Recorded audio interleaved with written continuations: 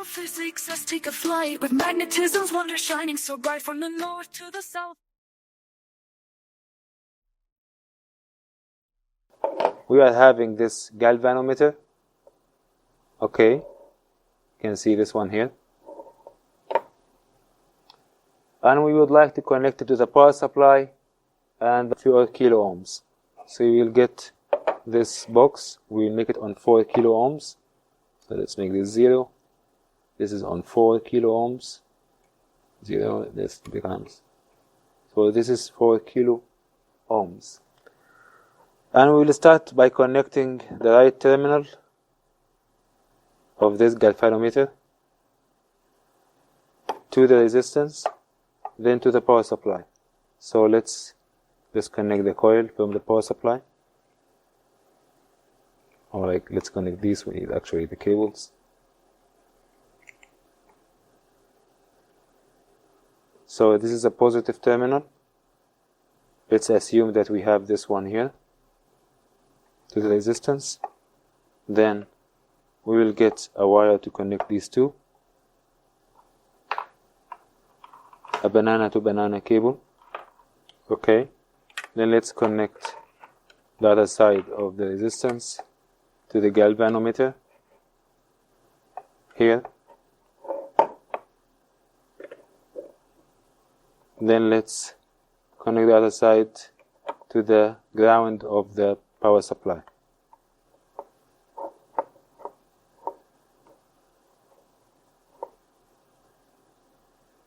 Let's see. Right now, you can see the galvanometer turns all the way to the right, which means it's a positive voltage applied, and it indicates the direction of the current inside.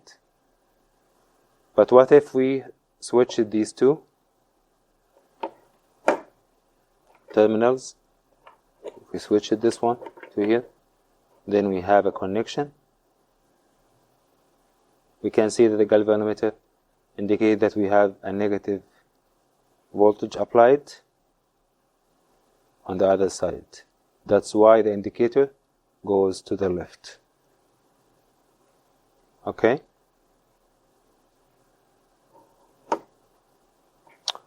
So this was second part of the experiment. Let's go to the following one. So the following one is saying that we have a coil. This coil is going to be connected to the galvanometer directly. We will make the 800 label on the left. We'll put this one. Let's connect the galvanometer here to this terminal. We will put this iron bar inside the coil itself. Then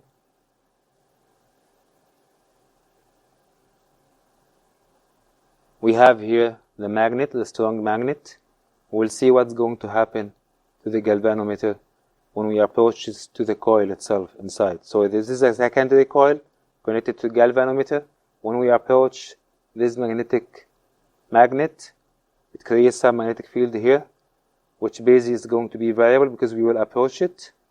Okay, that means what? We induce some EMF or electromotive force inside the coil itself. So this one is going to indicate some force, whether it's a positive voltage or a negative voltage. So we'll start using, for example, the south side and start to approach the coil itself. Okay? So let's see what's going to happen. Oh, see? If I go approaching, the galvanometer go to the positive. If I went away, it goes to the negative. Positive, negative. Positive, negative. So it is some induced electromotive force or voltage inside the coil, and we basically can read this using the galvanometer. So let's drop down. Positive, negative, positive, negative, positive, negative. What if you switch it this? So we use the south. When we approach it, go to the right. When we go away, go to the left. So what if we flipped it? So let's see. Oh, see, it goes away. When we approach, the indicator goes to the left, to the negative side. If we went away, go to the positive. Approach, negative, went away. So it becomes positive. So it's very interesting to see the polarity itself. And this is the lens rule, okay, which basically the magnet is trying to produce a magnetic field that opposes the reaction. So if I am approaching, that means I am increasing the magnetic field here. So the coil is going to act as if I need to reduce the magnetic field, go away, okay? But if I am going away, this one is going to kind of come and it's going to attract it, which is the lens rule. Let's actually, you can use the Loga Pro, but in this experiment I will just use this one directly. We have the lab quest. We will connect the sensor, the magnet sensor, to the lab quest.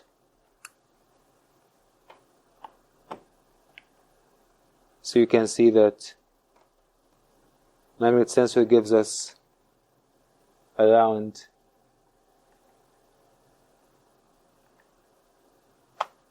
just put it like this. Okay, hopefully you see it. Around 0.01 millitesla. Okay, and actually let's measure the magnetic field. So you can see magnetic field here. It's 0.3 Tesla. We sometimes need to change the resolution to make it high, because basically this one, the maximum is 0.3 millitesla, if you see. So if you approach the magnet, actually get to the maximum, 0.31. So actually we cannot read the reading. We need to change the sensitivity here, or the range to be 6.4 millitesla. And let's basically measure again. Oh, see how much? It's actually 8 millitesla, which basically more than the capacity of this sensor. So it's a strong magnet. So here we see it's kind of negative 7.9. If we put the other side, it becomes kind of a 5.5 millitesla positive. So let's see actually how much is the other permanent magnet, this one that we know. If we approach this one, it's weak. It's almost like 3.5. So we see the other one is almost 6.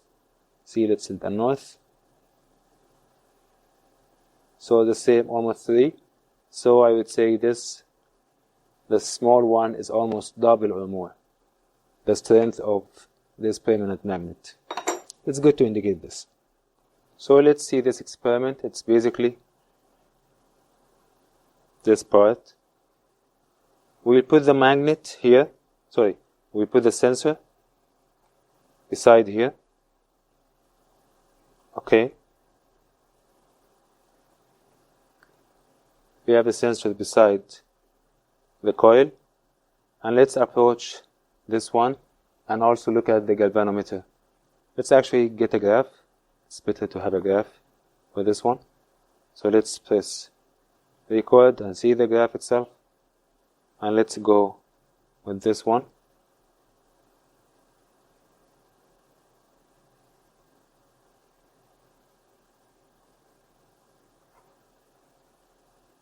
So this was the graph that we got. Let's do it again, another run.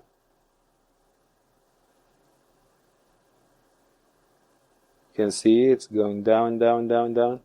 And also the galvanometer give you a value on the left. So let's try to do the same, but we will put the ammeter, the milliampere, or the ammeter, analog ammeter itself, to see how is it happening, or what is happening. We will replace the banana cables by banana to alligator cables. So we have this one here, this panel. We will connect the alligator to the back.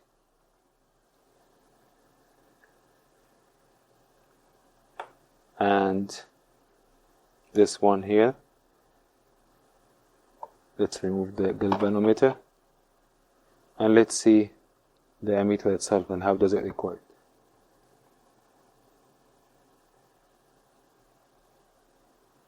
And let's connect the positive and negative, these two terminals here, and hopefully you see the milliampere on multimeter itself.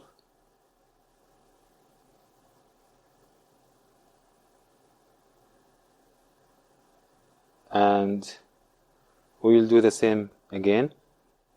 Hopefully you see. So we are going to do the same but using the milliampere ammeter, analog ammeter, the lab quest to record the graph itself, and we have here the secondary coil and the magnet sensor. It is here. So we'll do the same. Let's start recording. Let's approach this one and see what's happening.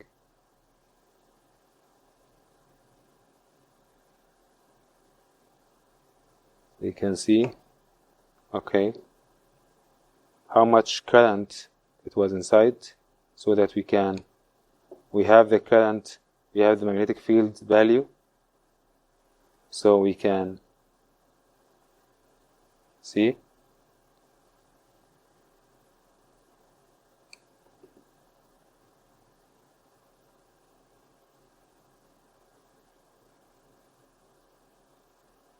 Also, we can do something else.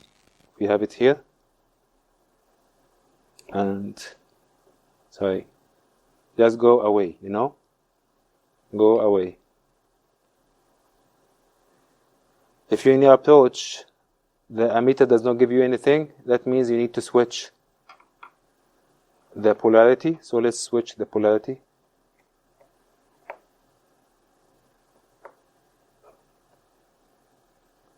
Then let's do it again.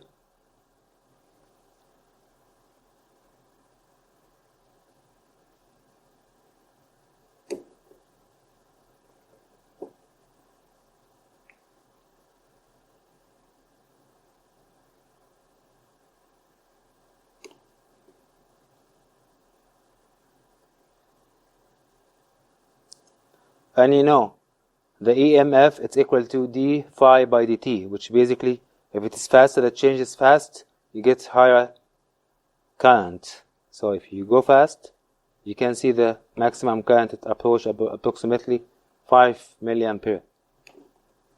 And actually, see, when it's actually goes to hit it, it goes up to 20, or 15 milliampere.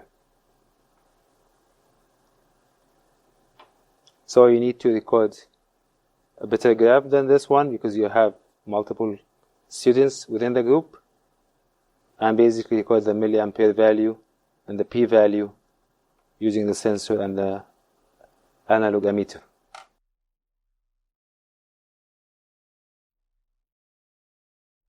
So now we will have these two coils, identical coils. Both of them, the labels are on our left. Then we will put the iron bar in the middle, in between both of them. Okay. We will connect one of them to the power supply, and the other one will be connected to the galvanometer, basically to see the induced magnetic field.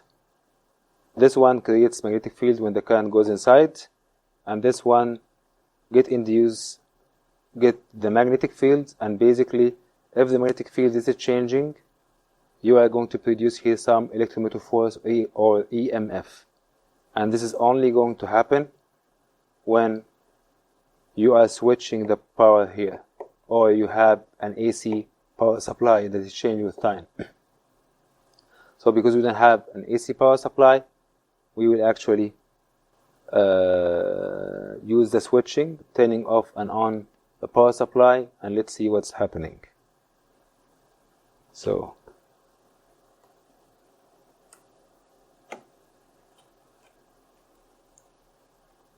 let's connect the power supply itself. We have the positive terminal, we have the negative,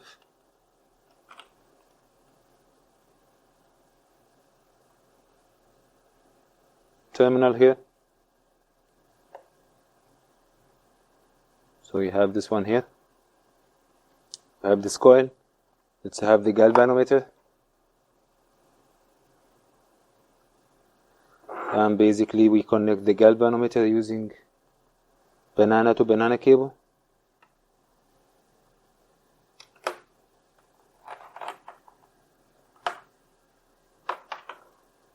It's positive here, positive here.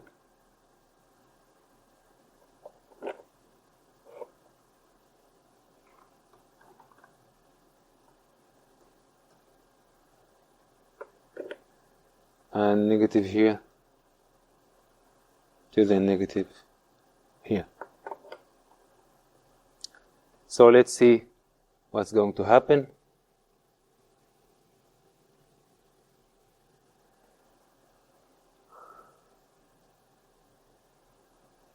So let's observe. Right now there is no EMF because there is no change in time. If you turn off the power supply, see the galvanometer what it's going to have.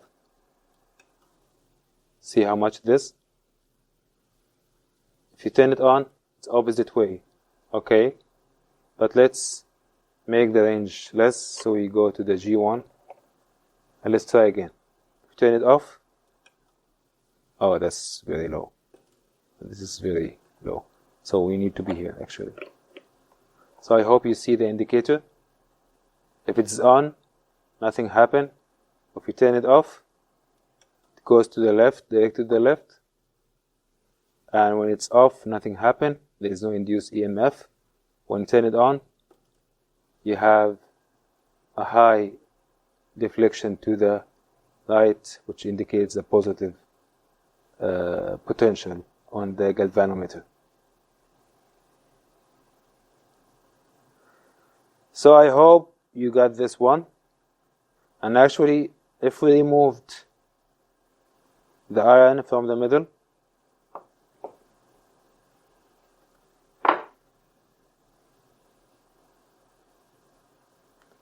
the magnetic field going from the primary coil to the secondary coil is less. So we will see the difference here is less because the amount of magnetic field here is less. So let's see. If we turn it off, it doesn't go much. Turn it up or on, it goes to the right but little. So you can see the impact of having this iron inside and it changing the permeability of the medium and the coil itself.